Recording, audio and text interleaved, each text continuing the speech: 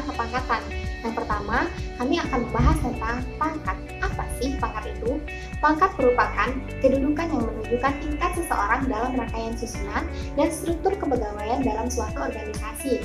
Biasanya, pangkat digunakan sebagai dasar penggajian dari pegawai tersebut. Pangkat biasanya ditentukan berdasarkan jenjang pendidikan dari pegawai tersebut dan pangkat akan meningkat sesuai dengan tahun kerja dari pegawai tersebut. Selanjutnya, terdapat 3 hal yang berkaitan dengan pangkat. Yang pertama, tingkat kepangkatan, yang kedua, masa pangkat, dan yang ketiga, kenaikan pangkat. Baiklah, selanjutnya kita akan membahas satu persatu dari 3 hal yang berkaitan dengan pangkat. Yang pertama, tingkat kepangkatan. Tingkat pangkat merupakan sejumlah tertentu yang menunjukkan kemungkinan seseorang untuk menduduki suatu tingkat dalam rangkaian susunan kepegawaian.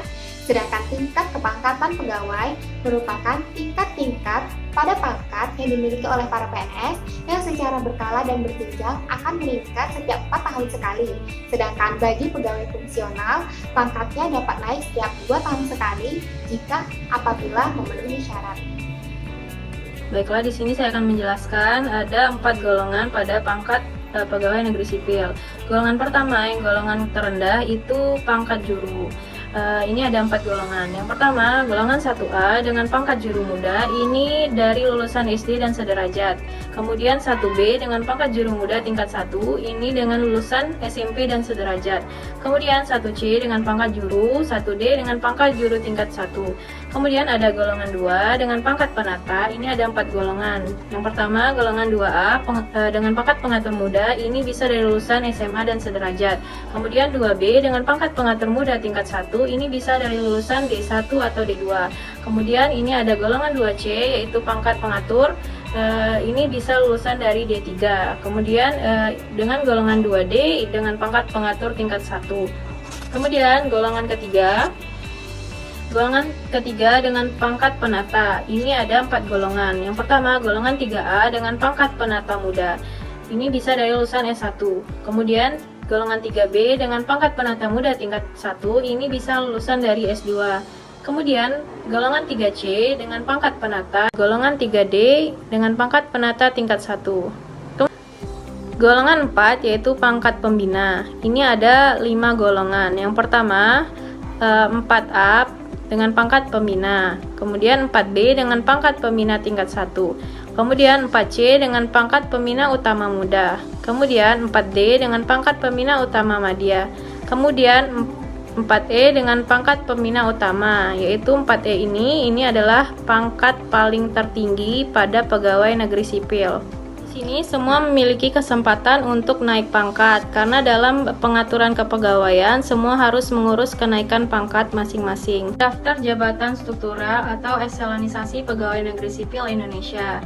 Yang pertama, eselon 1A dengan golongan pangkat tertinggi pada golongan 4E. Kemudian golongan pangkat rendah yaitu golongan 4D.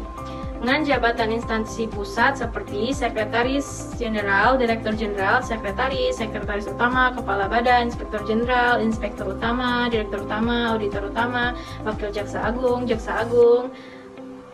Deputi, Wakil Sekretaris, Kabinet. Kemudian pada eselon 1B dengan golongan pangkat tertinggi pada golongan 4E, kemudian golongan pangkat rendah pada golongan 4C dengan jabatan instansi pusat seperti staf ahli, kemudian jabatan instansi daerah seperti sekretaris daerah. Kemudian eselon 2A dengan golongan pangkat tertinggi yaitu golongan 4D, golongan pangkat rendah dengan golongan 4C. Dengan jabatan instansi pusat seperti kepala biro, kepala pusat, asisten deputi, sedangkan dengan jabatan instansi daerah provinsi seperti asisten, staf ahli gubernur, sekretaris DPRD, kepala dinas, kepala badan, inspektur, direktur RS umum, daerah kelas A. Dengan jabatan instansi daerah atau kabupaten atau kota seperti sekretaris daerah. Kemudian eselon 3A dengan jabatan golongan tertinggi pada golongan 4B dengan jabatan golongan terendah itu pada golongan 4A. Kemudian dengan jabatan instansi pusat seperti kepala bagian, kepala bidang, kepala subdirektorat. Kemudian jabatan instansi daerah atau provinsi seperti kepala kantor, kepala bagian, sekretaris pada dinas atau badan atau inspektorat.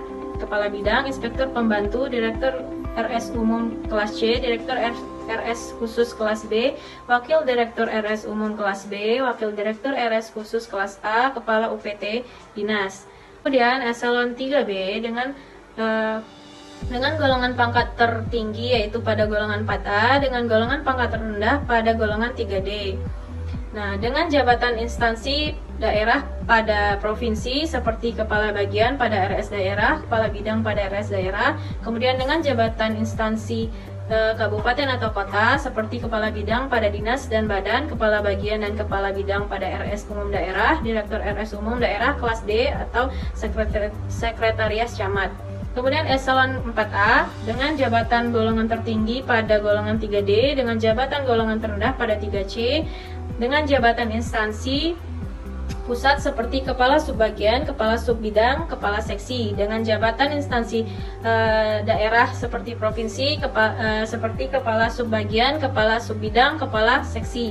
Eselon 4B dengan jabatan golongan tertinggi 3C, dengan jabatan golongan terendah itu 3B, dengan jabatan instansi pada daerah kabupaten kota seperti sekretaris kelurahan, kepala seksi pada kelurahan, kepala subbagian pada UPT, kepala subbagian pada sekretaris kecamatan, kepala TU sekolah menengah kejuruan. Kemudian eselon 5A dengan jabatan golongan tertinggi yaitu 3B, dengan jabatan golongan terendah yaitu 3A. Kemudian rentang tingkat pangkat. Apabila jumlah tingkat terlampau sedikit, maka karyawan akan lama dalam satu pangkat tertentu. Akibatnya penurunan tingkat produktivitas dari segi kualitas dan kuantitas. Apabila jumlah tingkat pangkat terlampau banyak, maka karyawan akan sering naik pangkat. Kecenderungan yang terjadi adalah seorang tidak menguasai pekerjaan dengan baik. Fungsi pangkat dalam kepegawaian.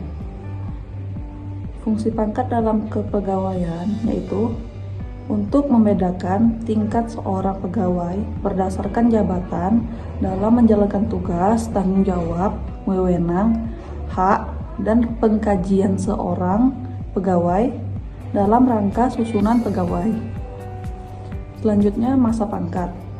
Masa kepangkatan yaitu waktu yang dihitung sejak seorang pegawai menduduki suatu pangkat tertentu yang berdasarkan surat keputusan tertentu sampai dia berhak untuk mengajukan kenaikan pangkat berikutnya. Selanjutnya, kenaikan pangkat. Kenaikan pangkat yaitu suatu penghargaan atas prestasi kerja, disiplin, dan pengabdian seorang karyawan dalam suatu organisasi. Selanjutnya, faktor-faktor yang mempengaruhi kenaikan pangkat. Yang pertama ada kompetensi pegawai. Yang kedua ada sistem prosedur. Yang ketiga ada kebijakan pimpinan. Faktor selanjutnya yaitu sistem prosedur. Organisasi tidak hanya sebagai perwujudan susunan organisasi, tetapi lebih banyak pada pengaturan dan mekanisme kerjanya harus mampu menghasilkan pelayanan yang memadai. Organisasi sebagai mekanisme adalah perlu sarana pendukung yang berfungsi memperlancar mekanisme itu, yang disebut sebagai sistem atau prosedur. Dalam peraturan pemerintah diatur ketentuan mengenai sistem, masa, jenis, dan syarat kenaikan pangkat dengan maksud agar dalam mempertimbangkan dan menetapkan kenaikan pangkat berdasarkan norma, standar, dan prosedur yang sama pada semua instansi. Faktor yang ketiga yaitu kebijakan pimpinan. Kebijakan pimpinan harus mendukung terwujudnya pelayanan yang prima. Dalam mewujudkan pelayanan yang prima ini, dapat dilakukan beberapa cara, di antaranya, pertama, mengadakan perbaikan pada proses sehingga dapat meningkatkan pelayanan dan memberikan kepuasan kepada pemakai jasa. Kedua, yaitu pendelegasian wewenang yang jelas. Ketiga, dijalankan berdasarkan SOP. Yang keempat, memiliki benchmarking.